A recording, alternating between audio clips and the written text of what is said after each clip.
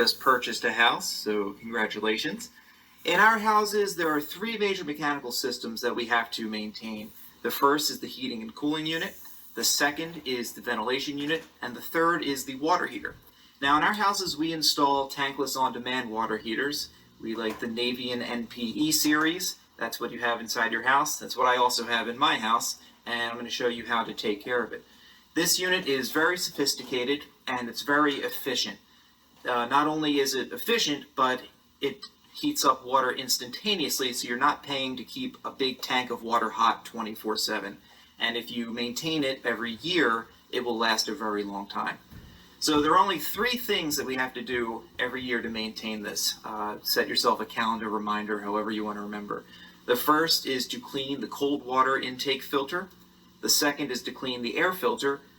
And the third is to flush the heat exchanger. So the way this works is that it takes in cold water. That water goes in through the system, sent through a system of tubes, and it uses a very powerful burner to heat up a plate of metal. That metal transfers heat to the cold water and that water picks up the heat, gets hot, and gets sent out to your plumbing fixtures. So water carries a certain amount of minerals, and in a normal older tank unit, those minerals would settle at the bottom, and over time they would accumulate and eventually corrode the tank, and tank failure is the leading cause of failure of water heaters. This does not have a large storage tank for minerals to settle, so they settle in the heat exchanger.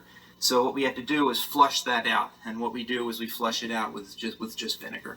So now we can start the water heater maintenance process. If at any point you get confused, consult your operation manual that'll be included in the closeout package.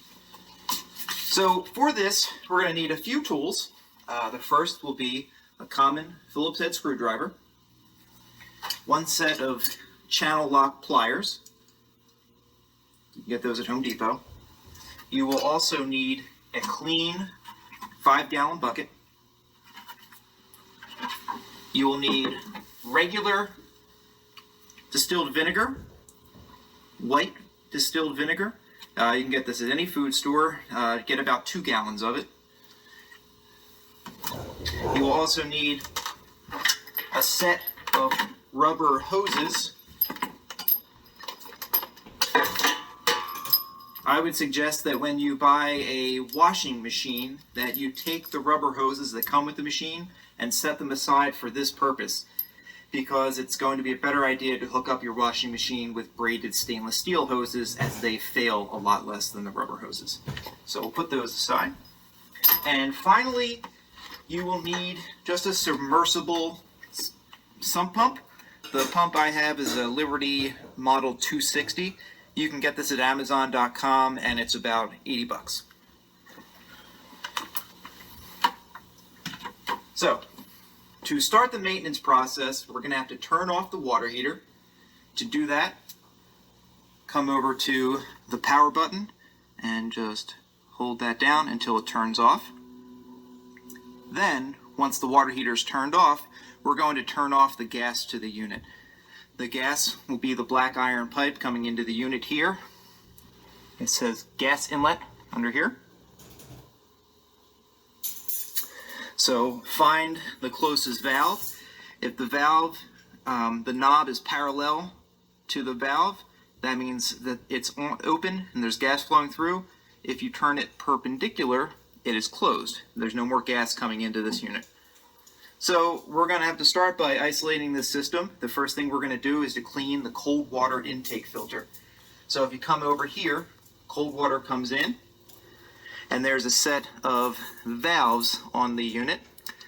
There's this valve here, just a ball valve that lets water in and out of the unit, and then there's a ball valve coming this way that opens this port up that we'll use later. So what we're going to do is turn off the water coming into the unit just by turning this knob perpendicular. The second thing we're going to do is open up the hot water on the faucet, on all your faucets inside the house. So let's go do that now. Okay, now that we've stopped the water from coming into the unit and we've opened up all of the hot water valves on all of our plumbing fixtures, we should have water coming up to here and stopping, and then almost no more water anywhere else in the system. So the first thing we're going to do is remove this port, and this is where the cold water intake filter is. And we're going to remove that. There's going to be a little bit of water that drains out of here because there's probably going to be still some in the water heater. And to do that, we will take our channel lock pliers and hold up our bucket. And we will just gently turn to the left, counterclockwise. Start it, and then use your fingers to pull it out.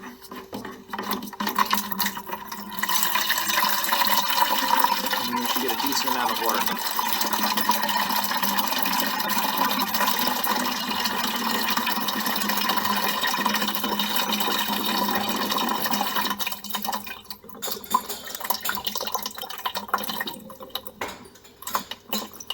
So once the system is drained, we can take a look at the filter.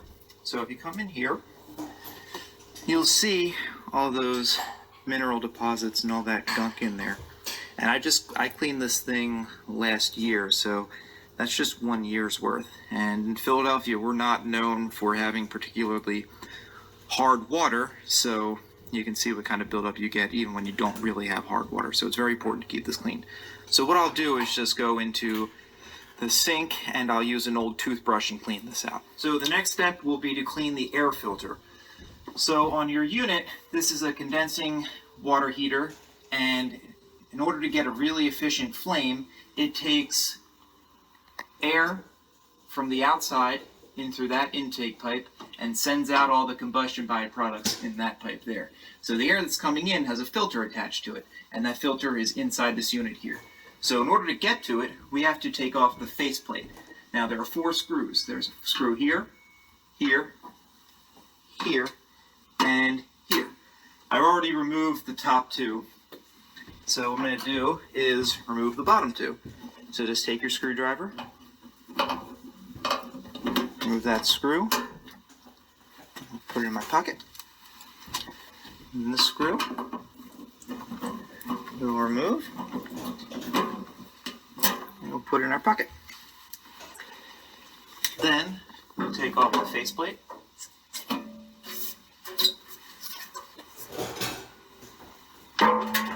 And just for good measure, there's another power switch right here that we will turn off.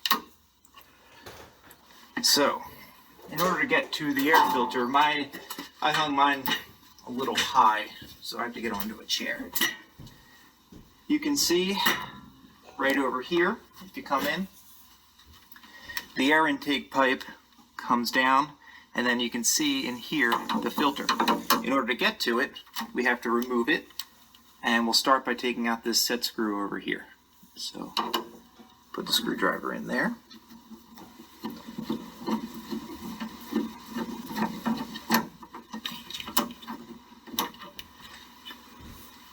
And I'll put this right up here so I don't lose it. Now, you also have to, there's a screw right over here that you see. It's going to block us from pulling this out. So we also have to loosen, what I like to do is just loosen it from up here. So if you come up here, you'll see the screw right there. And what I will do is just loosen it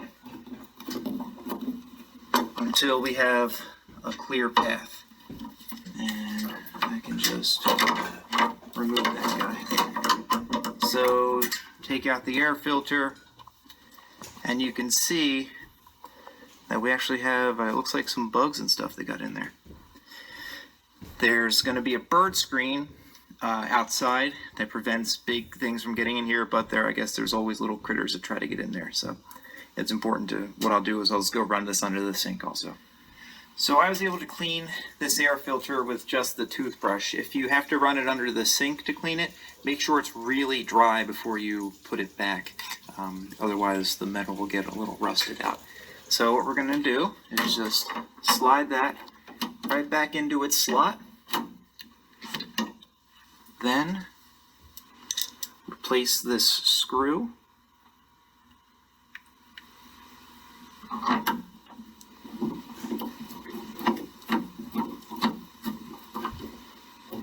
Just till it's a little tight. And then remember that we have this screw up here that we loosen that we will tighten back down. You don't have to over tighten. And now that's done. Now the next thing we're going to do is take our cleaned water filter. You see I was able to get all of that gunk out with the toothbrush and the water. Very clean. I'm going to take that.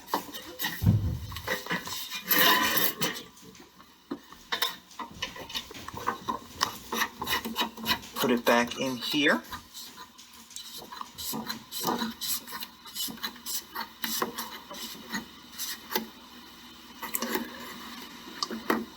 Get it pretty hand tight.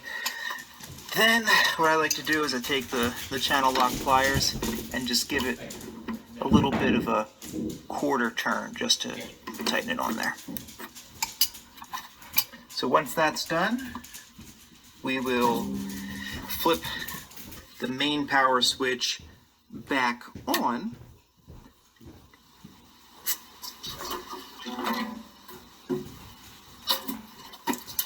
And then we will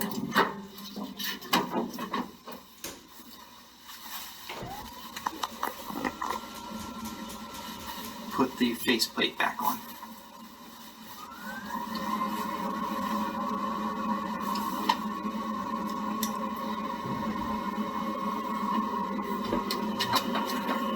Screw that back in there.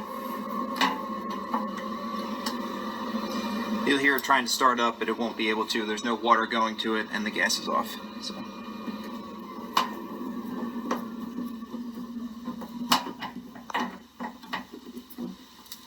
And then we'll put the two screws in up top, then we're ready to flush out the heat exchanger. So we're ready to flush out the heat exchanger with the vinegar in order to remove the scale like we did on the water filter. So we already have our cold water turned off at the inlet.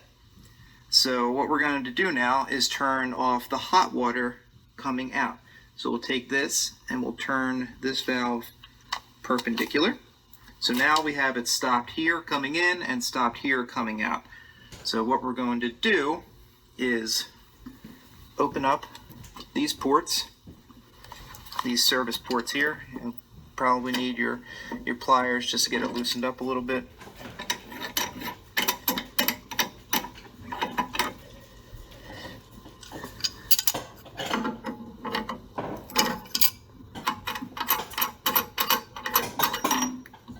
So what this is going to do is just make a loop coming through, going into the system, and then coming out. So what we're going to do is connect our hoses to that loop. We're going to take one hose,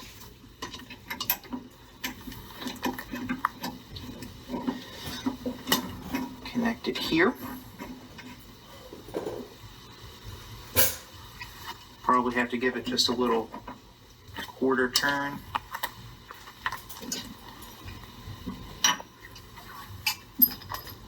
That's on the cold water side.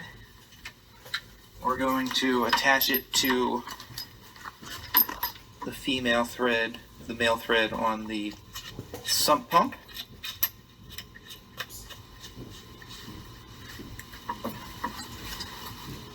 Give that a little quarter turn. Probably more than a quarter turn. Put the sump pump right into our bucket. Then we'll take the other hose, attach it to the hot water port.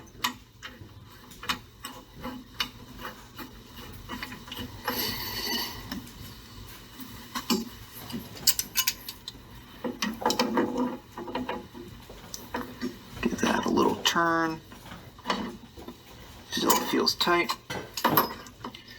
And we're going to put this right into here. So now what we can do is open the valves on our service ports. So we'll take this valve here, turn it. Now Any water that goes in here goes up into here, comes down here, and we'll open up this valve.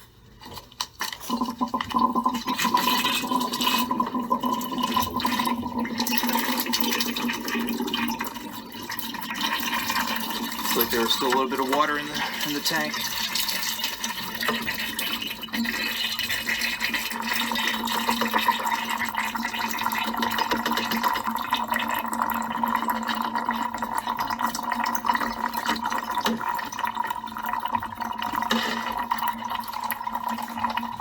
Alright, so now everything's drained out. We will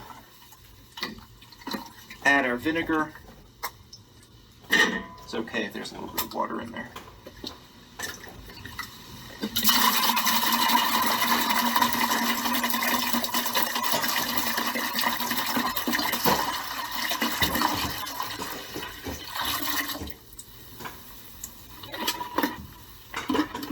There's 1 gallon.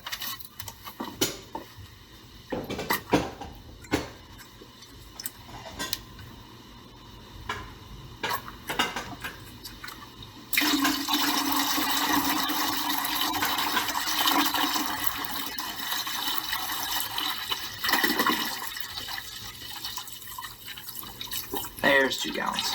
Seems like a lot, but that water level will get a little bit lower once we start running it through the system. So what we're going to do is hold on to this hose. Because all we're doing is running the vinegar up into the system, through the heat exchanger, and then down back into the bucket. We're just circulating it through. So once we plug in the pump, it'll start running.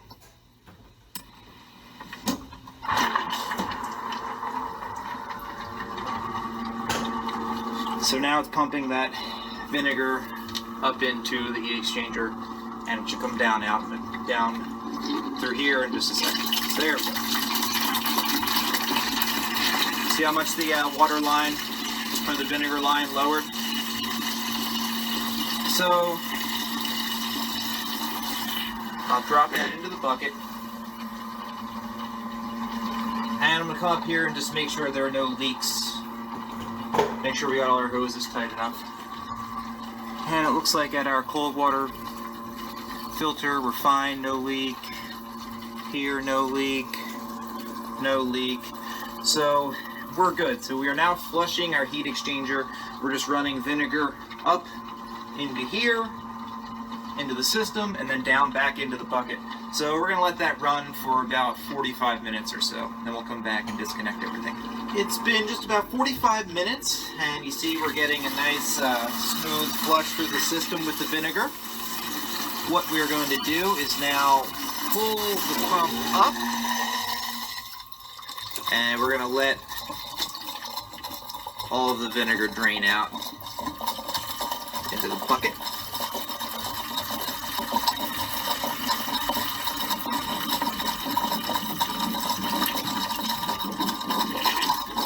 Shouldn't take that long.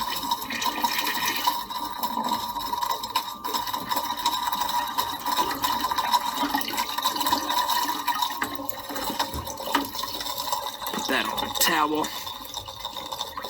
That pump is still running. Come over here and unplug it.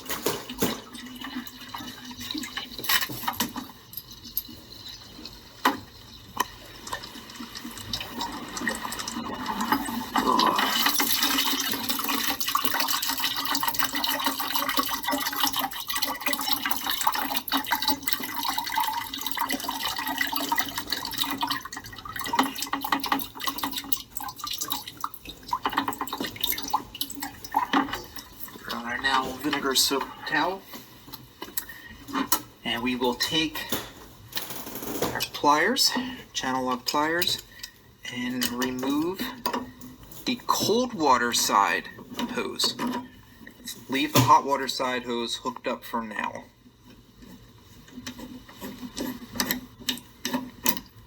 Remove that, turn the valve off,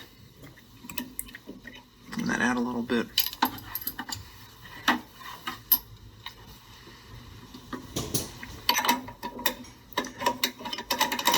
Cap back, and then we'll go dump out our bucket. Leave this hose on for now. Now we have our cold water still turned off. We still have our hose connected to the hot water side in the service port and an empty bucket. What we're going to do is just flush out some of the vinegar that's left in the system. To do that, we will just take our cold water, turn it on,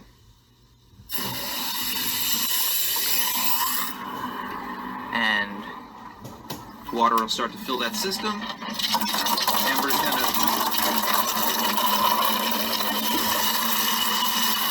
flush the vinegar out of the heat exchanger. What we'll do is let it run just for a couple seconds. I'd say fill up a good 3/4 of this bucket to really get the vinegar out of there, otherwise we take in hot vinegar showers. Then what we'll do is when we have a nice cold water bucket, we'll bring it back, just run the sump pump through there just to flush out the sump pump too.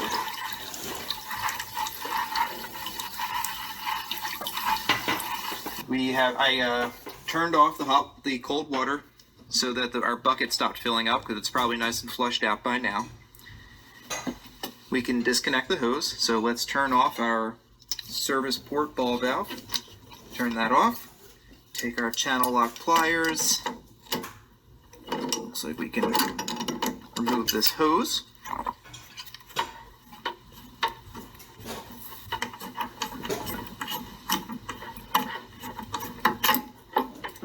little bit of water in there. Get that out. Might just want to take a towel and dry that out a little bit, and then we'll put back the cap on the port. Doesn't have to be super tight. Turn on the valve to the hot water. Come back over here to our cold water, and let's turn that valve back on too. And you can hear the system filling back up with cold water. Now might be a good time to go around and close all of your hot water faucets, because you're probably getting water through them. Once now everything should be filled up, we can turn our water heater back on. We are done. This is Vaughn with Innova. Thanks very much.